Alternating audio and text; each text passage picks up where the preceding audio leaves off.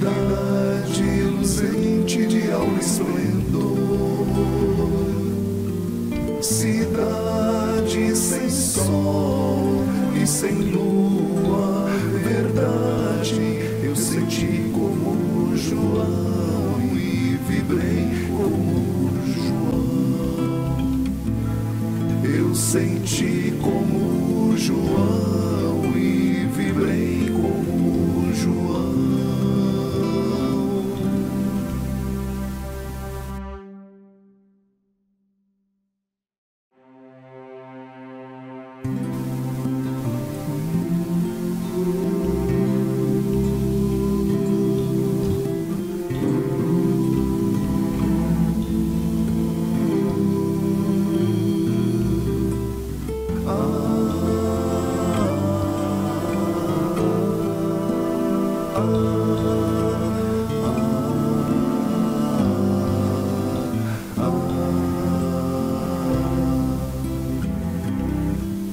Também como João contemplei a cidade luzente de aura e esplendor, cidade sem sol e sem lua, verdade, eu senti como João e vibrei como João. Eu senti como João e vibrei como João.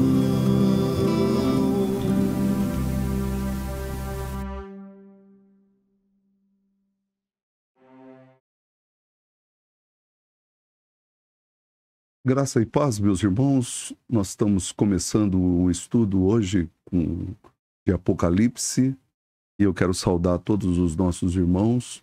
Gostaria de orar pelos nossos irmãos, aqueles que pediram orações. Hoje estivemos com o seu Simão e seu Simão não está muito bem, mas nós estamos orando por ele, orando também pela família, para que Deus possa estar consolando. Hoje o nosso estudo eu estou começando um estudo novo sobre Apocalipse. Então, convida aí as pessoas, não deixa de dar o seu like, tá bom? Nós vamos estudar o livro do Apocalipse em alguns aspectos aqui que eu quero levantar com vocês, tá? Espero que o som esteja bom, esteja tudo em ordem, tá? Eu quero começar aqui. Por que estudar o Apocalipse? A gente estava estudando escatologia em Daniel e eu quero aproveitar, eu sempre tive vontade de fazer um estudo mais profundo, assim, versículo por versículo do Apocalipse, porque eu sei que é um livro bem intrigante, ele tem algumas coisas aqui. Eu vou estar seguindo um livro, e esse livro é um livro que apresenta 7 sessões paralelas sobre o Apocalipse, tá? Então, o livro do Apocalipse é belo além de toda e qualquer descrição. É belo em sua forma, simbolismo, propósito e significação, onde encontraremos em toda a literatura algo que exceda em majestade a descrição do Filho do Homem andando no meio das 7 igrejas, ou a vívida descrição de Cristo fiel e verdadeiro, marchando triunfante, montado num cavalo branco, vestindo um manto salpicado de sangue, seguido dos exércitos celestiais, onde acharemos um contraste mais veemente que aquele entre a destruição de Babilônia de um lado e o regozijo de Jerusalém de ouro do outro? E onde se descrevem com tamanha simplicidade e inusitada beleza o trono posto no céu e a bem-aventurança da vida celestial. Que abundância de conforto! Que visão do futuro! Acima de tudo, que revelação singular do sublime amor de Deus divisamos nas palavras da profecia deste livro. Diz William Hendrickson. Vamos orar? Pai, nós te agradecemos pela palavra, porque ela tem guiado o teu povo durante toda a sua jornada, Te agradecemos também pela vida dos nossos irmãos, nos lembramos do seu Simão, a dona Irene, nos lembramos da Beth, nos lembramos da Thalita, Senhor, da Juliana, nos lembramos também dos demais que têm a família do Barbosa, Senhor, nos lembramos daqueles que foram colocados nas orações, o Isaías e todos mais, ó Deus. Se estamos esquecendo alguém, nós sabemos que o Senhor não esquece. Obrigado pela tua palavra, consola o nosso coração e ensina-nos a andar nos teus caminhos. É a nossa oração, em nome de Jesus. Amém. Meus irmãos, eu me chamo pastor Edivaldo Beranger, e nós vamos estar falando sobre o Apocalipse. E como eu já descrevi aqui algumas coisas, eu quero lembrar a você que o Apocalipse, ele é um livro de consolo. Eu acho que o propósito do livro do Apocalipse é consolar os cristãos, especialmente do primeiro século, que estavam sendo perseguidos pelo Império Romano. Uma outra coisa que eu gostaria de levantar é o tema deste livro. O tema deste livro é a vitória de Cristo. Apesar e ao contrário de tudo que se pensa, achando que esse mundo está vencendo e que as coisas estão cada vez indo de mal a pior, nós sabemos que Cristo é vitorioso. E por isso o nome do livro do William Hendrickson é Somos Mais do que Vencedores por meio daquele que nos amou. E nesse sentido é que eu queria trabalhar essa introdução do livro, porque quando nós falamos sobre isso, o livro foi dirigido para pessoas que estavam aí vivendo no meio de tanta perseguição, e eu creio que hoje nós estamos vivendo até num tempo light, bem tranquilo, mas naqueles dias, nos dias do Império Romano, os cristãos eram vistos com muito ódio pelo Império, porque através do amor e da graça, eles estavam sempre pregando que Jesus é o amor. Eles não pregavam ódio, eles não pregavam brigas, nada disso. Eles pregavam que Jesus era o amor.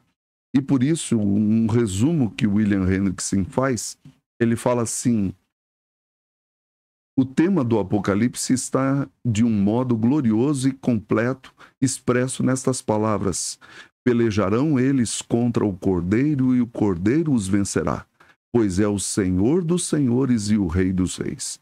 Vencerão também os chamados eleitos e fiéis que se acham com ele. Apocalipse 17, 14. Então, eu quero levantar aqui algumas coisas, mas vamos ler um trecho da palavra de Deus que se encontra em Apocalipse capítulo 1, versículos 1 em diante. Revelação, que significa Apocalipse, de Jesus Cristo, que Deus lhe deu para mostrar aos seus servos as coisas que em breve devem acontecer e que ele, enviando por intermédio do seu anjo, notificou ao seu servo João, o qual atestou a palavra de Deus e o testemunho de Jesus Cristo quanto a tudo o que viu. Bem-aventurados aqueles que leem e aqueles que ouvem as palavras da profecia e guardam as coisas nela escritas, pois o tempo está próximo. João, às 7 igrejas que se encontram na Ásia, graça e paz a vós outros, da parte daquele que é, que era e que há de vir, da parte dos 7 espíritos que se acham diante do seu trono. Só até aqui, algumas coisas aqui. A palavra Apocalipse significa, são a junção de uma preposição e um verbo, apo, que significa perto de, ao lado de, e calipto, que significa esconder. Então, seria assim, da parte do escondido, ou melhor, aquilo que é revelado. Qual é o gênero do Apocalipse? O Apocalipse ele tem um gênero que utiliza números, símbolos e uma espécie de exageros e hipérboles. O Apocalipse é um quadro. Nós, quando contemplamos um quadro, a gente não olha só uma parte. A gente olha o quadro como por inteiro. E nesse sentido, eles são de uma certa maneira, derivados, este gênero apocalíptico é derivado de dois outros gêneros, um que é o profetismo e o outro que é a sabedoria, a sapiência. Então, isso é muito importante para a gente compreender o Apocalipse. A pergunta, qual é a intenção dos Apocalipses? Eu creio que algumas coisas são importantes dizer. Primeiro, os Apocalipses mostram o perigo do tempo presente, preparando-nos para o que virá. Uma das coisas que nós vamos ver no livro do Apocalipse é que sempre ele está dizendo assim que nós estamos diante de algumas coisas que estão acontecendo. Há o perigo de nós nos alegrarmos com a desgraça dos outros. Não, não é essa a intenção. Eu creio que todos os cristãos que fazem esse tipo de coisa estão incorrendo num erro, porque nós não podemos nos alegrar com a desgraça dos outros. Nós devemos de sempre orar e pedir a Deus que coloque a sua mão sobre a vida dos outros, abençoe aqueles que estão sofrendo e que sempre Deus tenha misericórdia do mundo que nós vivemos. Mas, quando nós olhamos para isso, isso é uma exortação para o perigo do tempo presente. Segundo, revelar aos seus servos como que Deus vai tratar o mal e a maldade. Às vezes as pessoas pensam assim, não, Deus no final vai perdoar todo mundo e vai estar tudo bem. Não, a Bíblia não fala assim. Se você já leu as Escrituras, você sabe que o mal vai ser punido e a maldade dos homens também. Por isso, o Apocalipse também é uma exortação para que nós andemos de acordo com a palavra de Deus e com as coisas de Deus. Bom, quais as correntes de interpretação do Apocalipse? Existem 4 correntes que são correntes apocalípticas que nós chamamos, meus queridos irmãos. Primeiro, a corrente preterista. A corrente preterista é uma corrente do passado. Ela crê que tudo que o Apocalipse fala e os apocalipses da Bíblia estão tratando apenas do passado. Eu creio que essa é uma corrente interessante, mas ela perde a dimensão daquilo que virá. Existem determinadas coisas, como nós veremos no livro, que dizem respeito ao futuro. Então, ela não pode ser somente algo que estava acontecendo no primeiro século. Isso pode ser interpretado assim também, mas não só. Existe uma corrente chamada histórica. É a visão da primeira e da segunda vinda de Cristo como o intervalo entre esse apocalipse todo. Tudo que está registrado no Apocalipse, a corrente histórica entende que já aconteceu em parte, mas ainda não totalmente. Então é nesse sentido que nós vamos seguir aqui com uma corrente mais histórica. Existe a corrente futurista, que tudo que está no Apocalipse ainda não aconteceu nada. Isso é apenas o finalzinho ou no fim dos tempos que nós vamos ver essas coisas. Eu não acredito nisso. Eu acredito que o Apocalipse tem partes futuristas, mas não é. Então eles interpretam, por exemplo, que as igrejas, as 7 igrejas, essa corrente futurista, são os períodos da igreja e a partir do capítulo 4 é que começa o final do Apocalipse. Nós não cremos assim. E a corrente idealista, apenas sustentar os cristãos de todos os tempos. É uma espécie assim de palavra, tipo uma palavra assim de ânimo apenas. Não. Nós entendemos que o Apocalipse é muito mais que isso. Bom, eu quero trazer aqui para vocês, essa é uma visão que ela não é aceita por todos os teólogos, tá? É a visão das 7 sessões paralelas. Desculpem. O Apocalipse ele tem algumas questões que são estranhas. Por quê? Porque o Apocalipse trabalha, parece que sempre, quando ele chega no 6, nós estamos perto do fim, aí ele chega o 7 e começa tudo de novo. Então, o Hendrickson, ele descobriu, dentro do paralelismo hebraico, que existem 7 sessões paralelas no Apocalipse. E nós propomos a seguinte leitura, da qual nós vamos estudar. Tá? Primeiro, aparece Cristo no meio dos castiçais. Cristo, do capítulo 1 até o capítulo 3, 22, Cristo está no meio da igreja. E essas igrejas, elas não são igrejas em épocas. Elas representam todas as igrejas em todas as épocas e em todos os lugares. Segundo, do capítulo 4 até o capítulo 7, nós temos a visão do céu e dos selos. É como se nós fôssemos transportados para o céu para ver o que está acontecendo em toda a história lá no céu. Terceiro, nós temos do capítulo 8 ao capítulo 11 as trombetas do aviso. E aí nós vamos ver isso em estudos mais detalhados. Do capítulo 12 até o 14, 20, nós temos o dragão perseguidor. Ele começa a perseguir a igreja. E isso é interessante porque nessas sessões todas, sempre perto do fim, vai tendo uma intensidade das coisas que o Apocalipse vai apresentando. Do capítulo 15 ao 16, 21, nós temos as 7 taças da ira de Deus. No capítulo 17 até o 19, nós temos a descrição da queda de Babilônia. E aí, no capítulo 20 até o 22, nós temos aí o final, a grande consumação, mas isso não deixa também de visualizar desde a primeira vinda até o final. É mais ou menos isto aqui que nós queremos mostrar. Essas 7 sessões paralelas, elas estão assim contidas. Capítulos de 1 a 3, a igreja, a habitação de Cristo no mundo. Do capítulo 4 a 7, a igreja sofrendo provas e perseguições. Você perceba a seta, e quanto mais vai se aproximando perto do juízo final, isso vai se intensificando. No capítulo 8 até o 11, a igreja vingada, protegida e vitoriosa.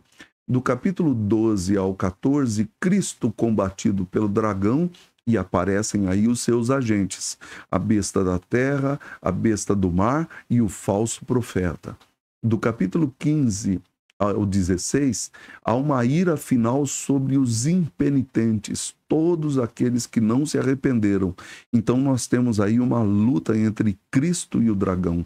Isso se dá em toda a nossa era, mas isso vai se aprofundando no mal, o mal vai se intensificando. E aí, do capítulo 17 ao 19, nós temos a queda de Babilônia e a queda das bestas. E aí, no capítulo 20 ao 22, nós temos o dragão condenado, Cristo e a igreja vitoriosos sobre Babilônia. E aí nós temos a consumação. Bom, eu quero começar aqui sobre essa primeira sessão, Cristo no meio dos castiçais. É claro que eu não vou chegar no capítulo 3 hoje. Eu vou ficar apenas no capítulo 1. Então, como nós vimos algumas coisas, eu quero voltar aqui ao texto da palavra de Deus. Revelação de Jesus Cristo, que Deus lhe deu para mostrar aos seus servos as coisas que em breve devem acontecer. Para uma igreja sofredora, isso é maravilhoso, é isso que significa um apocalipse.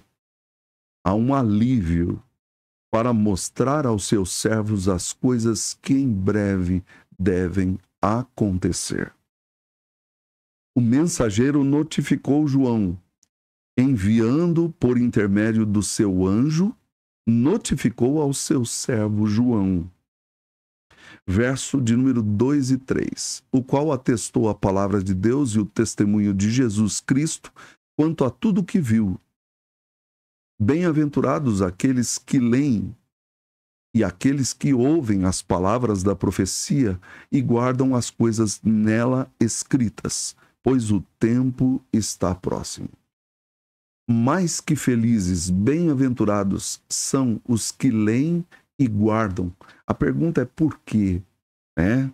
Quando você olha, o livro do Apocalipse é um livro de conforto, de consolo para a igreja sofredora, para a igreja que estava sendo perseguida.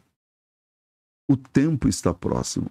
E quando nós olhamos para isso, eu sei que existem até pessoas que brincam com isso, mas Jesus voltará. Em um determinado momento, no tocar da última trombeta, como nós ouvimos nos evangelhos, ele virá. Ele virá buscar o seu povo e punirá todo o mal.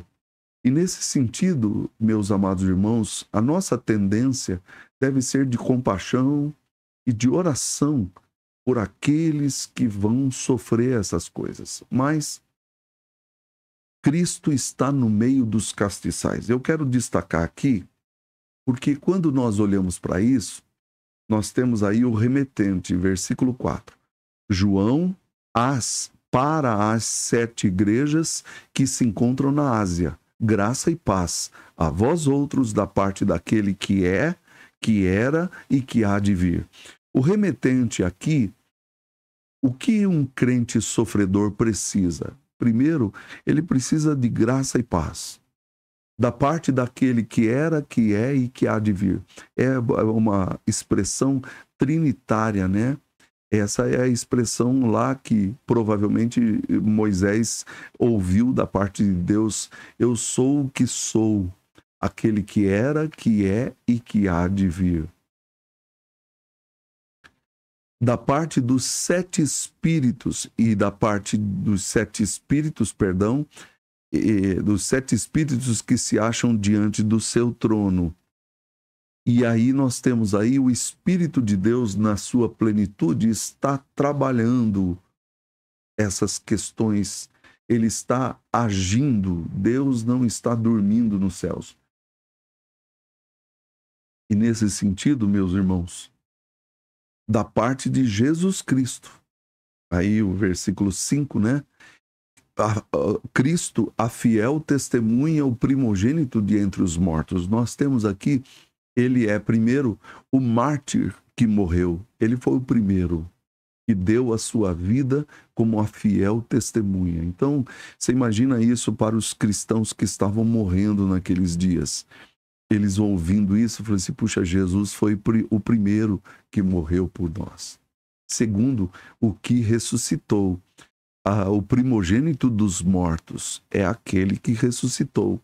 E terceiro, ele é o soberano dos reis da terra. Não há nenhum poder.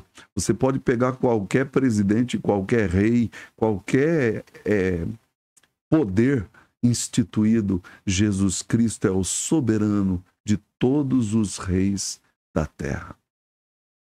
Cristo no meio dos castiçais. Então nós temos aí Jesus Cristo, e aí o texto nos diz, né? Aquele que nos ama e pelo seu sangue nos libertou dos nossos pecados. E a palavra de Deus nos diz assim que Jesus é aquele que nos ama. Então isso é uma alegria e um conforto para todo aquele que sabe disso. Infelizmente, a gente vê tantas pessoas aí que ainda não creem em Cristo, mas eles não sabem que Cristo ama o seu povo, ama a sua igreja. E aquele que nos libertou dos nossos pecados. Aí no versículo de número 5. Aquele que nos constituiu reino, sacerdotes para o seu Deus e Pai. A ele a glória e o domínio pelos séculos dos séculos. Ele nos constituiu reino. Mas espera um pouquinho, nós temos um reino, nós temos um rei e nós somos sacerdotes de quê? Deste mundo. O reino vindouro, nós vamos ter esse privilégio, mas ele já nos constituiu reino e sacerdotes. E aqui eu quero apenas fazer uma anotação que o C.S. Lewis, quando escreveu as Crônicas de Nárnia, o leão, a feiticeira e o guarda-roupa, Pedro, Edmundo, Susana e a outra menina, agora eu esqueci o nome, eles são reis em Nárnia, para sempre. E essa é a ideia aqui. E quem é rei, quem é do reino de Deus, é rei e sacerdote para sempre, segundo a ordem de Melquisedeque. Por isso nós somos reino, Jesus é o rei e nós os seus súditos. Jesus é o rei e todos são sacerdotes. Nós não precisamos mais de uma ordem sacerdotal levita, nós não precisamos mais de ordem sacerdotal que a gente fique, por exemplo, dependendo de um pastor, de um padre, de um sacerdote. Não, nós podemos falar com Deus livremente por meio de Jesus Cristo. Com diferentes funções, mas nós somos sacerdotes. E nesse sentido, somos intercessores por meio de Jesus. Por isso nós estamos aqui para interceder pelo mundo, interceder pelas pessoas que estão sofrendo no Rio Grande do Sul.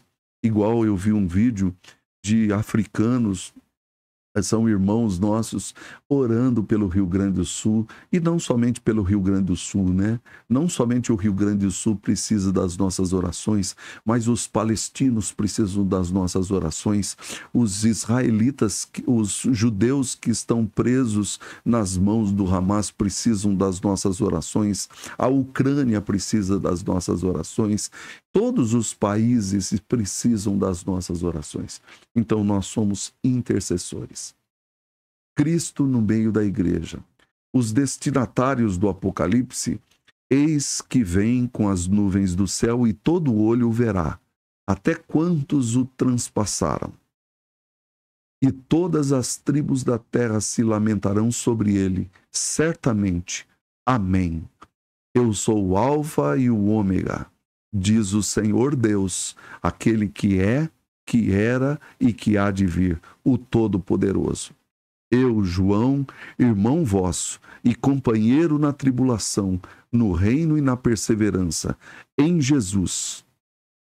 Achei-me na ilha chamada Patmos por causa da palavra de Deus e do testemunho de João. Os destinatários do Apocalipse eram a igreja que João estava dizendo assim, ó, eu sou o irmão vosso, eu estou com vocês. João já estava velho, ele foi exilado numa ilha chamada Ilha de Patmos, mas ele também diz que ele é um companheiro de tribulação.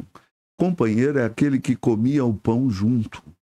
Agora, dentro da tribulação dos irmãos, João está dizendo aqui que ele era um atribulado, uma pessoa que estava passando por dificuldades, mas ele tinha o consolo de Deus.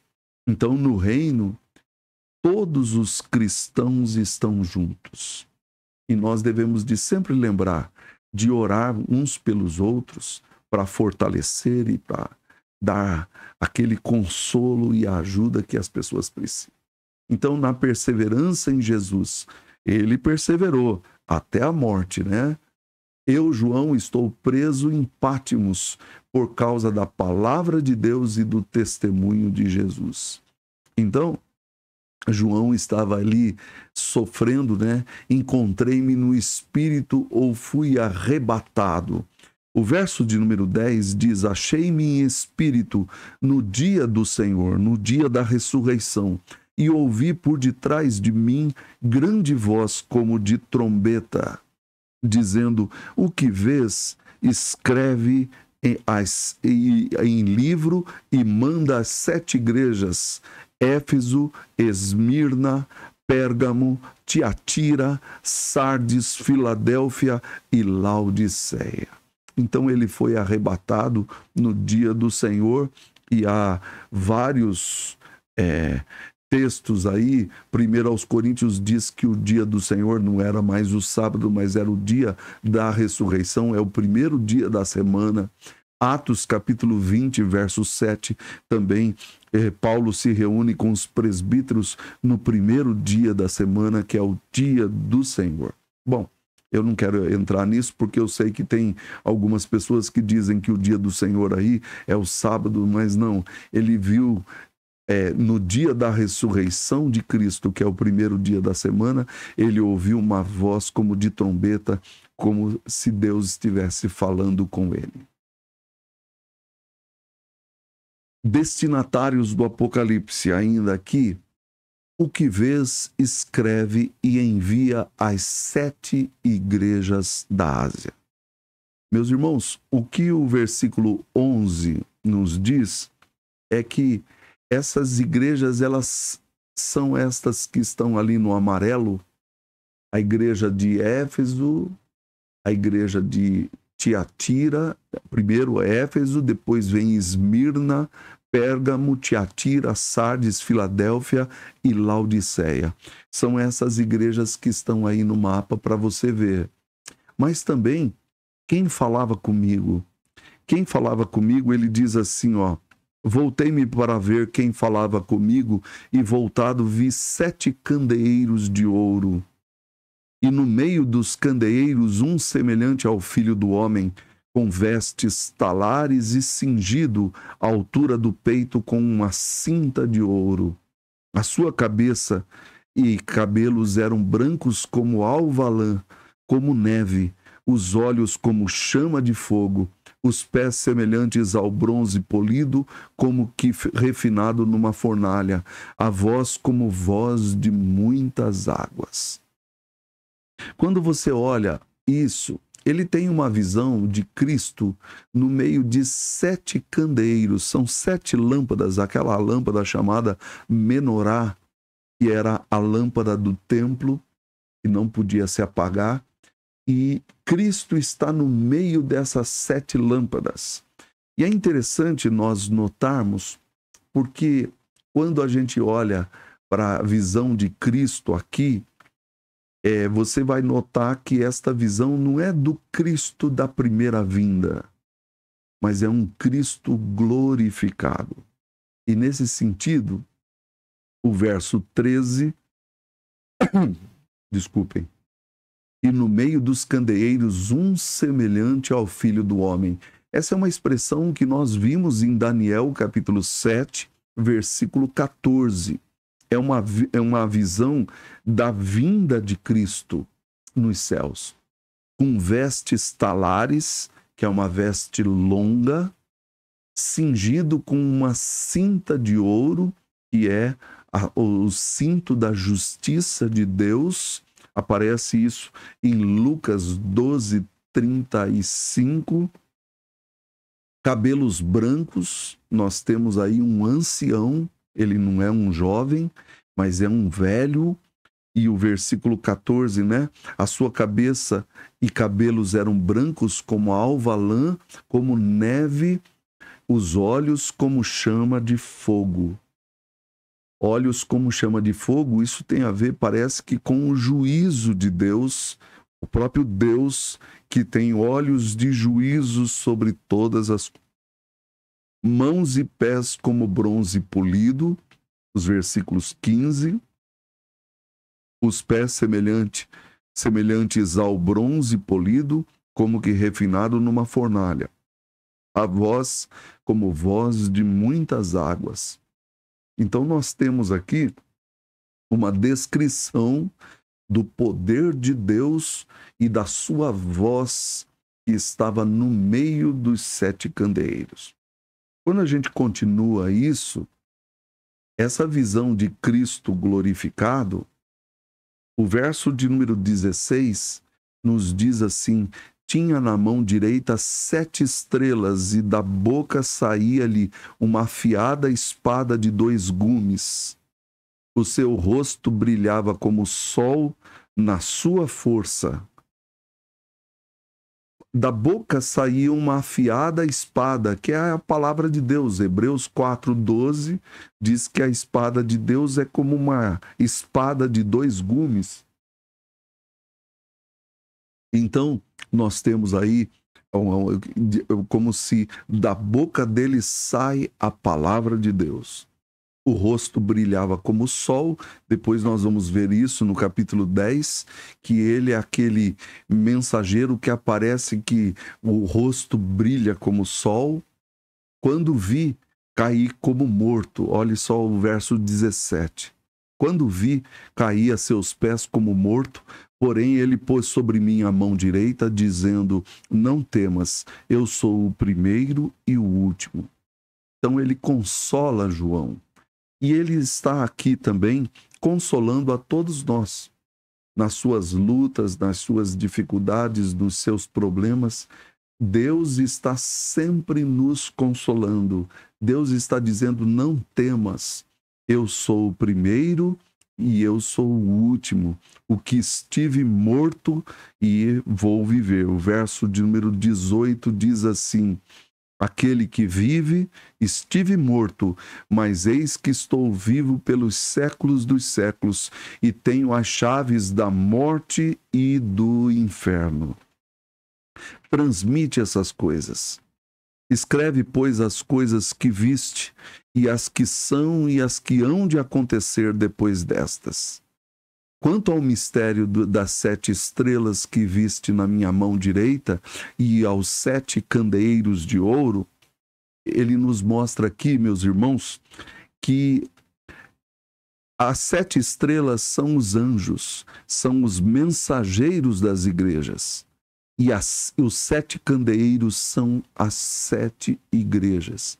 Então, o que o apóstolo João está nos transmitindo aqui através do Apocalipse é que Deus estava fazendo um consolo para as igrejas que estavam ali na Ásia, que eram aquelas igrejas que foram evangelizadas, algumas pelo apóstolo Paulo, outras por outras pessoas, mas todos estavam trabalhando para falar a respeito do evangelho, da graça e do amor de Deus. Por isso nós estamos começando aqui o Apocalipse, uma peregrinação pela história. Nós vamos, no estudo que vem, trabalhar o capítulo 2, que ele começa a mensagem que ele manda para as 7 igrejas, que isso tem a ver conosco. Eu espero que você esteja com a gente aqui. Se você não conhece ainda o nosso trabalho, envie o nosso trabalho para outras pessoas, para que elas possam ver também e que a gente possa crescer no estudo desse livro maravilhoso de consolo que é o Apocalipse. Vamos orar, vamos terminar aqui com mais uma oração, pedindo a Deus pelos nossos irmãos e o consolo que vem do Senhor. Pai, obrigado pela Tua palavra. Dá-nos o consolo, Senhor. Dá-nos a Tua graça nessa noite, que nós possamos entender que Tu és aquele que sempre nos consola em toda e qualquer tribulação. Que mesmo as tribulações que temos, nós devemos de nos gloriar sabendo que a tribulação produz em nós alguma coisa maravilhosa. Abençoa os nossos irmãos, guarda-os, ó Deus, é a nossa oração. Em nome de Jesus, amém. Saudamos a todos os que estão aqui com a gente. Espero que, se você gostou, dê um like aí, tá? Isso ajuda a promover o nosso canal para que outras pessoas possam assistir também. Obrigado, que Deus abençoe, uma boa noite, graça e paz. Deus abençoe. Cidade luzente de alto esplendor, cidade sem sol e sem lua, verdade, eu senti como João e vibrei como João. Eu senti como João e vibrei como João.